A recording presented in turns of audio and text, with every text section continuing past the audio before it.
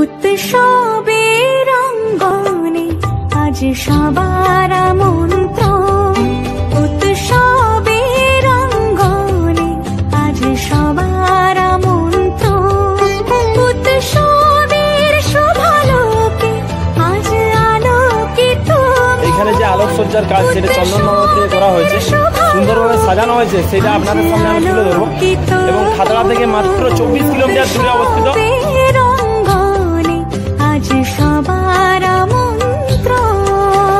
Hello guys, welcome back to our channel travel with Sajal. ISKCON মন্দির থেকে খুব কাছেই বাঁকুড়া জেলার সব থেকে বড় দুর্গা মন্দির, যেটা এখানে মহামায়া মন্দির নামে পরিচিত। আমি তার ঠিক উদ্বোধনের ঠিক সামনে আমি চলে এসেছি। এখানে আজ উদ্বোধন হচ্ছে এবং আমি দেখতে পাচ্ছি চারিপাশে খুব সুন্দর সুসজ্জিত আলো দিয়ে পুরো ভরিয়ে তুলেছে। চন্দননগর থেকে আলোকসজ্জার ব্যবস্থাপনাই করেছে এখানে।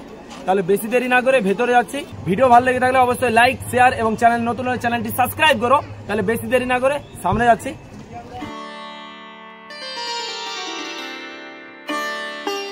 বাঁকুড়া জেলার রায়পুর স্কন মন্দির থেকে খুব কাছেই রয়েছে দক্ষিণ বাঁকুড়ার সব থেকে বড় দুর্গা মন্দির। মা দুর্গা এখানে মহামায়া নামে পূজিত। 350 বছর পুরনো এই মন্দির স্থাপন করেন ফতেহ সিং, যা বর্তমানে 2025 সালে নবরূপে প্রতিষ্ঠার কাজ সম্পন্ন হয়।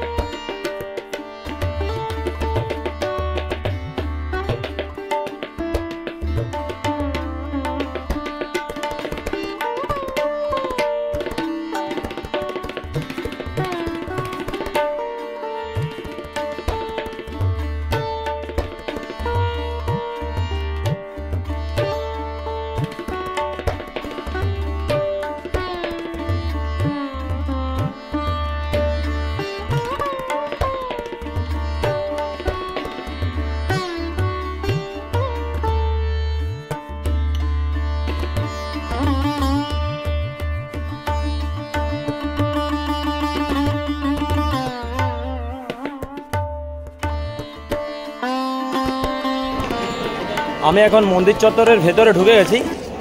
এখানে প্রচুর এখানে যে আলোকসজ্জার কাজ সেটা চন্দননগর থেকে করা হয়েছে এবং কিছুক্ষণের মধ্যেই সন্ধ্যা নেমে আসবে।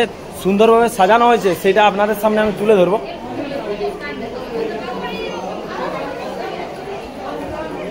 আমার পেছনে দেখতে পাচ্ছেন খুব সুন্দর ঝুমর আছে, লাইটের কাজ আছে এবং এখানে সমস্ত কারুকার্যগুলো অসাধারণ।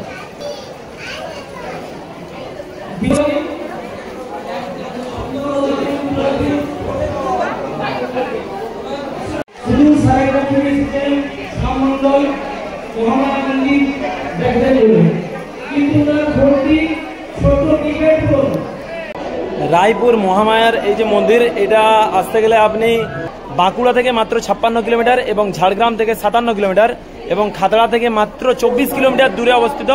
তো যারা আসতে যাও তারা অবশ্যই গাড়ি নিয়ে বা বাইক নিয়ে অনায়াসে এখানে পৌঁছে যেতে পারো।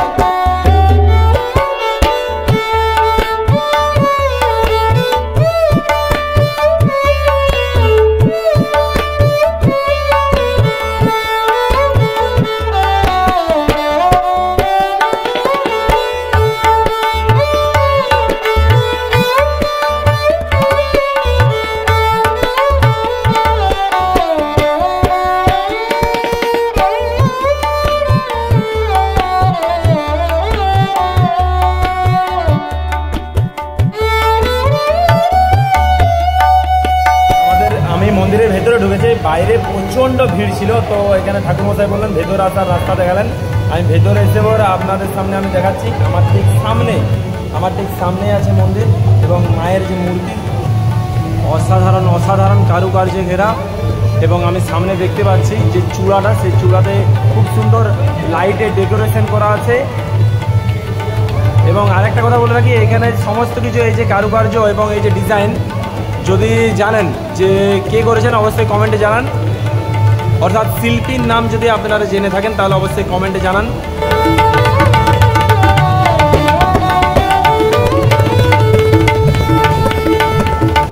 ইতিহাস হচ্ছে আজ থেকে 350 বছর আগে এই যে এই মন্দিরটা আমাদের স্থাপন যিনি করেছিলেন তিনি হচ্ছেন মল্লবংশীয় রাজা ফতেহ সিং, এবং আমাদের যিনি আদি পূর্বাপুরুষ উনি স্বপ্ন পেয়ে এই জায়গাতে এসেছিলেন এবং এই জায়গায় এসে উনি বসবাস করতেন এবং সাধনা করতেন। ঘটনাক্রমে মা আবির্ভাব হন বলে উনি জানেন যে মা স্বপ্নাদেশ দিয়েছে আমি অমুক জায়গায় আছি, অমুক জায়গায় জলমগ্ন আছি, আমি আবির্ভাব হব, তুমি এসো, তুমি তোমার হাতে আমি পূজা চাই। এই উদ্দেশ্যে উনি আগেই স্বপ্নাদেশ দিয়েছিলেন এবং সেই স্বপ্নাদেশ অনুযায়ী উনি এই জায়গায় বাড়ি করে থাকতেন, ছোট্ট একটা পুরা বাড়ি। ঘটনাক্রমে একদিন বিষ্ণুপুরের থাকারই আসেন, থাকা বিক্রি করতে আসেন ওই পুকুর ঘাটের পাড় দিয়ে।